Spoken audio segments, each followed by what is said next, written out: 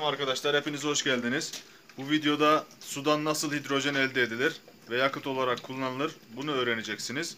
Detaylı olarak anlatacağım videoda. Sonuna kadar izlerseniz sizin için faydalı olacaktır. Video biraz uzun oldu, bunun için kusura bakmayın. Ama her detay önemli.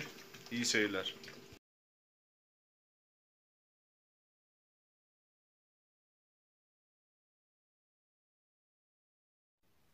Öncelikle 8 yıl önce yapmış olduğum bu elektroliz cihazını temizlemek ve tekrardan videosunu çekmek için söküyorum arkadaşlar. Bu cihazı suyu oksijene ve hidrojene ayrıştırmak için yapmıştım. Su 2 hidrojen ve bir oksijenden meydana geliyor bildiğiniz gibi. Burada çelik plakalara doğru akım uygulayarak elektroliz işleminin gerçekleşmesini sağlıyorum. Açığa çıkan gazı ister yakıt, ister ısı kaynağı, isterseniz istediğiniz farklı projelerde kullanabilirsiniz.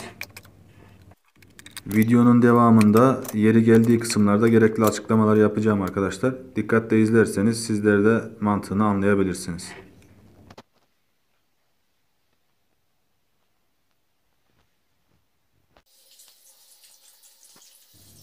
Benim kullandığım plaka 304L 1,5 milim 15-15 çelik plakadır. Paslanmaya karşı ve korozyona karşı 316L kullanırsanız daha iyi olur.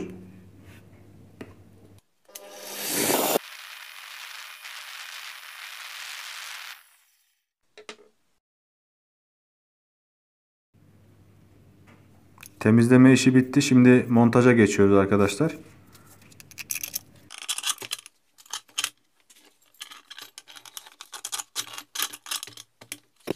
Bu sistem kuru elektroliz cihazı olduğu için sızdırmaması için kendi yaptığım contaları her plaka arasına yerleştiriyorum. Contayı hırdavatçılarda elektrik pano altına yerleştirilen kauçuk malzemeden kestim. 3 milimdir kalınlığı. Kulaklı olan bu plakalar elektrik vereceğimiz plakalardır. Somunu da teması sağlamak için atıyorum.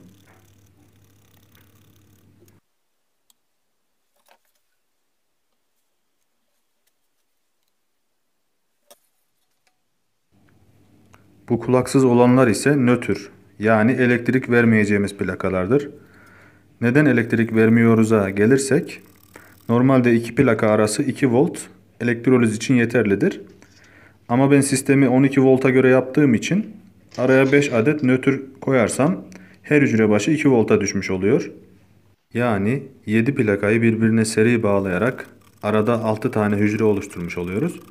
Bu da suyun iletkenliği sayesinde nötrlerden de akım geçerek 12 voltu hücrelere yayarak 2 volta düşürmesini sağlıyor. Şu ana kadar gördüğünüz kısım 12 volt verdiğimizde hidrojen üretebilmemiz için hazırdır. Ama ben daha fazla miktarda üretim almak için sisteme 3 katı kadar daha plaka ekliyorum. Yani 4 ayrı sistemi bir sistemde topluyorum. Demin de söylediğim gibi her sistem kendi içinde seridir. Ama 4 sistem birbiriyle paraleldir. Yani kulaklı anot ve katot plakalar paraleldir. Bu da sistemin yine 12 voltla çalışıp yük arttığı için çekilen amperin de artacağı anlamına geliyor. Eğer siz 12 volt değil de farklı bir voltaj uygulayacaksanız uygulayacağınız voltajı ikiye bölerek hücre sayınızı bulabilirsiniz. Ve bir fazlası da sizin plaka sayınızdır. Yani 220 volt uygulayacaksanız 110 hücreniz olur.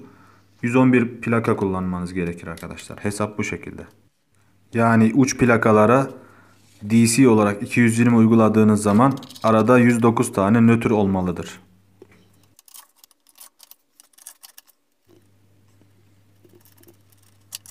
Gördüğünüz gibi sistemimizi topladık. Şimdi sağlamlaştırıyoruz. Sızdırmaması için her köşeden, her kenardan vida atıyoruz.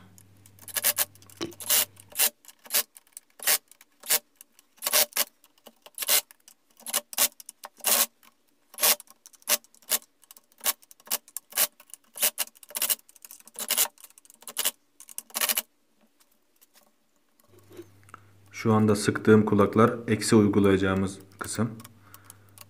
Bu aradaki ise artı uygulayacağımız kısım. Yani toplamda 5 plakaya elektrik veriyoruz. Eskiden bu pneumatik dirsekleri kullanıyordum. Ama korozyondan ve kireçlenmeden dolayı çatlayıp sızdırmalara neden oluyordu. Artık bunları kullanmıyorum. Onun yerine pirinç malzemeden yapılmış dirsekleri kullanıyorum. Gördüğünüz gibi. Hızlıca bağlantılarını yapıyorum.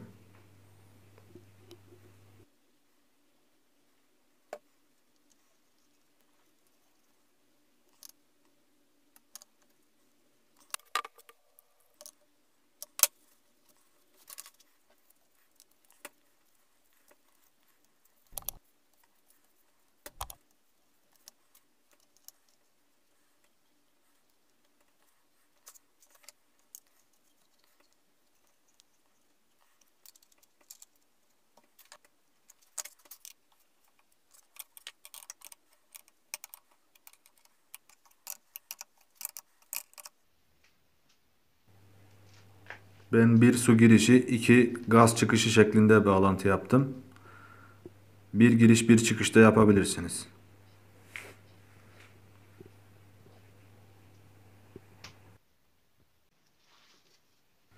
Ben Renault 11'in radyatör yerik su deposunu sistemin ana deposu olarak kullanıyorum.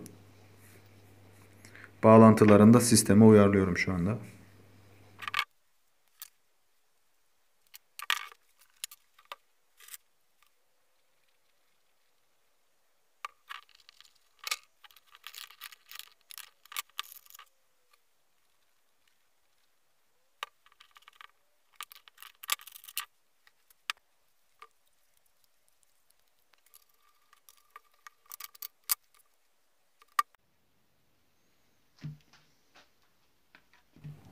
Depoyu sistemin üzerinde sabit tutmak için böyle bir aparat yaptım demirden.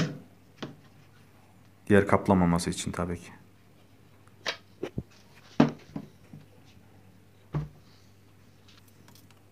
Biraz önceki vidalarla da sabitliyorum.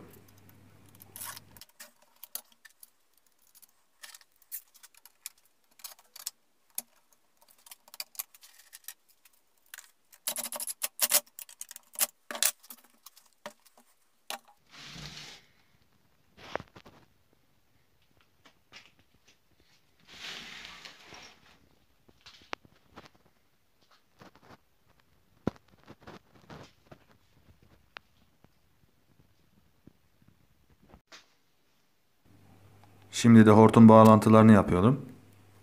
Genel olarak 10 milim hortum kullandım ve hepsinde bağlantı yerlerinden kelepçeyle sıkıyorum.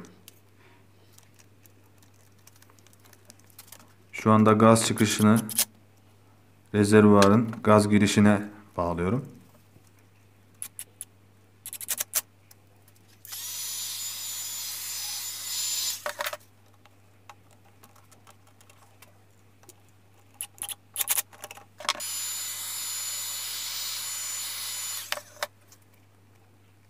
Evet, şu anda da sistemin su girişi, rezervuarın su çıkışı bağlantılarını yapıyorum.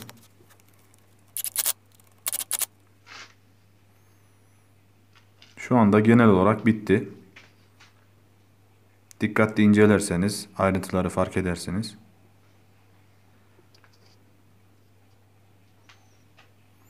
Bu gördüğünüzde ekstradan bir son filtre diyelim. Boiler diyorlar buna. Suyun son kez filtrelenip hem bir arıza veya patlama durumunda sistemin patlamasını engelliyor. O kısımdaki gazın patlamasını sağlıyor sadece. Tabii bunun için de ayrıyeten önlemler aldım. Birazdan göreceksiniz. Evet, depomuzdan asıl ana gaz çıkışını görüyorsunuz. Burada pneumatik sistemleri kullanıyorum.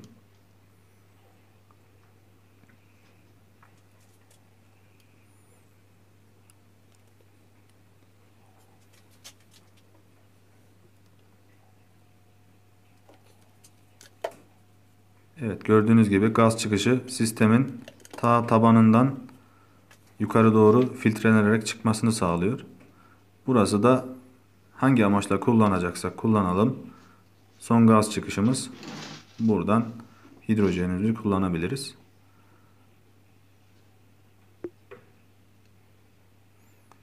Gaz geliyor tabandan Tabii bunun içinde su dolu olacak arkadaşlar. Sudan filtrelenip temiz bir şekilde çıkacak. Evet, normal musluk sularımız aslında iletken değildir arkadaşlar. İletkenliğini arttırmak için potasyum hidroksit kullanıyorum ben. Normalde tuz, lavabo açıcı vesaire bir sürü kimyasal kullanabilirsiniz. Ben saf suya potasyum hidroksit kullanıyorum. Yaklaşık 1 litre saf suya 100 gram gelecek şekilde ekliyorum. Bu yeterlidir.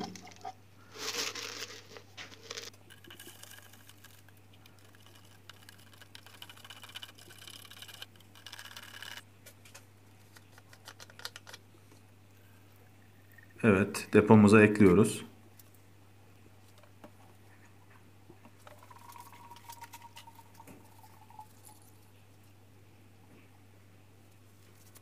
Evet, şu anda hücrelerin içine doluyor. Devam ediyoruz eklemeye. Fazla olmasından bir zarar yok.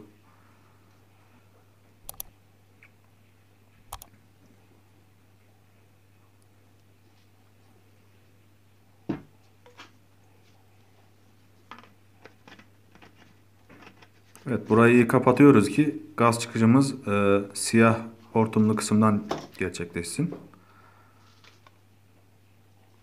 Evet, normal musluk suyu koyabiliriz bu boylara. Evet, bunu da 70'lik borudan yapmıştım. Contalı, sızdırmaz bir şekilde.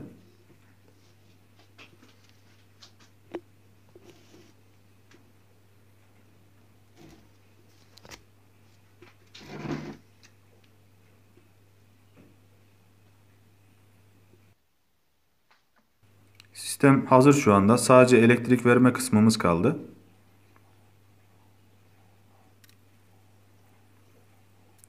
Evet, şimdi elektrik bağlantılarını yapıyorum. Normalde kullanabileceğiniz en kalın, en yüksek ampere dayanıklı kablolar kullanın. Ben şimdilik göstermek amacıyla elimdeki kabloları çift bağlayarak yaptım. Kullandığım güç kaynağı ise 12 volt 70 amper bir güç kaynağı. Evet, açar açmaz gördüğünüz gibi hidrojen üretilmeye başladı. Bu içine koyduğunuz sodyum hidroksit, potasyum hidroksit ne kadar koyarsanız üretimi arttırırsınız. Çekilen amperi de arttırmış olur tabii ki de.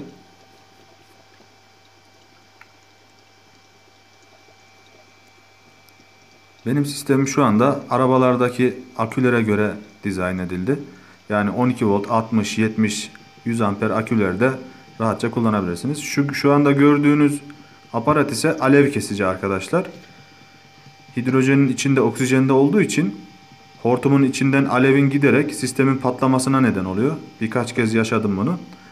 Bu sistemle de alevin orada kalıp geriye gitmesini engelliyor. İçinde de akvaryumlarda bulunan hava motorlarının ucundaki hava taşlarından var. Ve küçük bir torç var. Şu anda yakacağım. Yaktım. Evet, gördüğünüz gibi.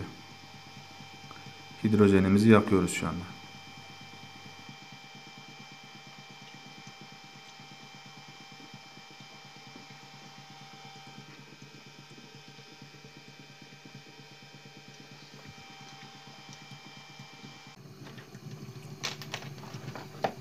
Evet, şu anda birkaç test yapacağız. Gördüğünüz çubuklar çeliktir arkadaşlar. Baş kısmını eritmeye çalışıyorum şu anda.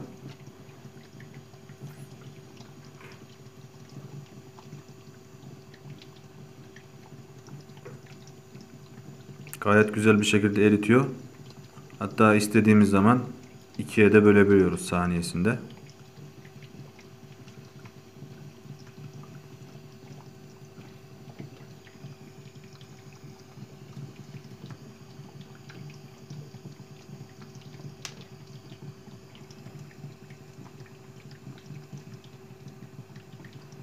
Gördüğünüz gibi anında bölüyor ikiye. Bu kadar güçlü olmasının sebebi içinde oksijen de barındırıyor olması arkadaşlar. İnternette bazı sistemlerde görebilirsiniz. Hidrojeni saf olarak ayrıştıran.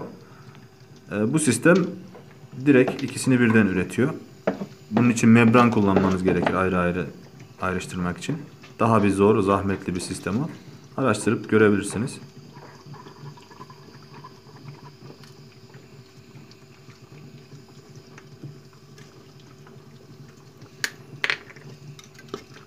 Evet, sisteme aşırı amper ve aşırı iletken elektrolit malzeme koyarsanız alev boyutunu 25-30 santime kadar çıkartabilirsiniz arkadaşlar.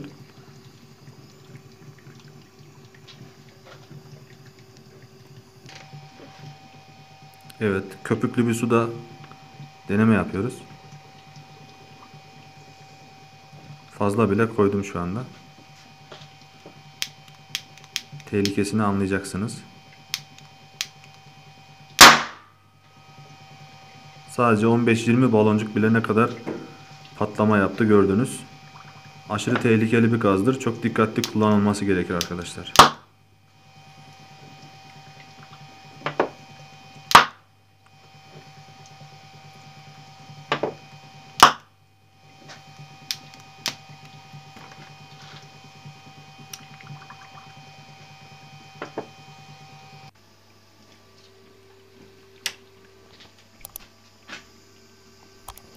Evet, şu anda peçeteye dokunmadan nasıl alev aldığını test ediyorum.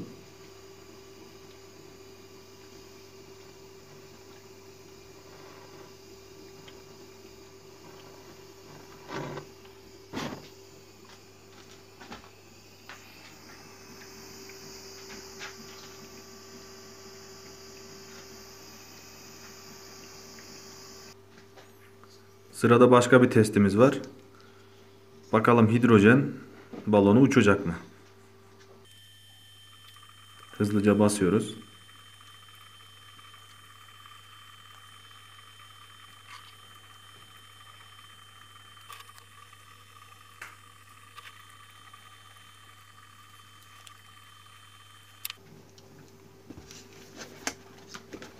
Evet, gazın gerçekten hidrojen olduğunu anlamanız için yakıyorum tekrardan.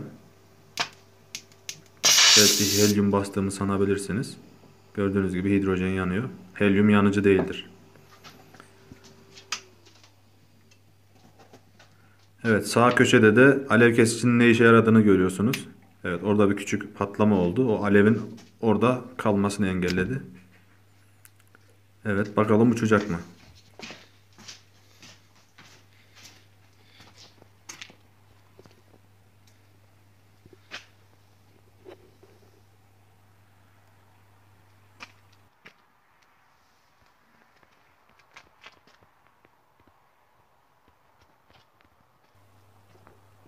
Evet.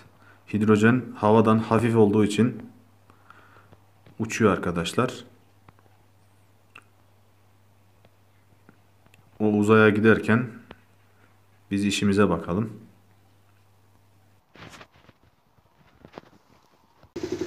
Evet, sırada herkesin en çok ilgisini çeken kısım var.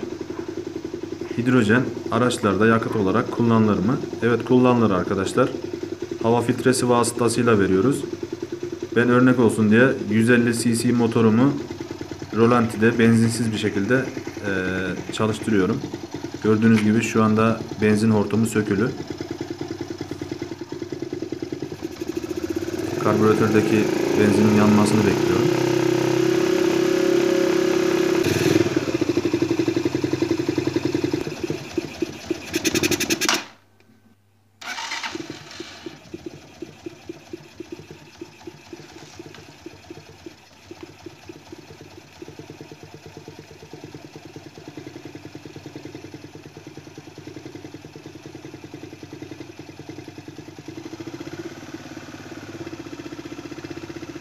Evet, ne kadar desteklediğini görüyorsunuz. Şu anda benzin akışı olmadığı için karbüratördeki son kalan benzinlerle çalışıyor ve artı hidrojenle. Bunu normal şartlarda sisteme bağladığınız zaman %40'lara yakın, 45'lere yakın tasarruf sağlarsınız. Evet, gördüğünüz gibi.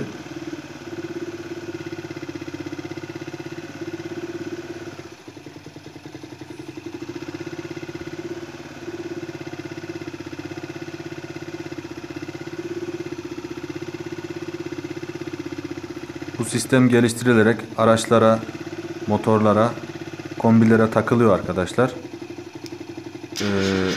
Bununla her türlü tasarruf sağlayabilirsiniz. Ama yine de çok dikkatli olmak gerek. Aşırı tehlikeli bir gazdır.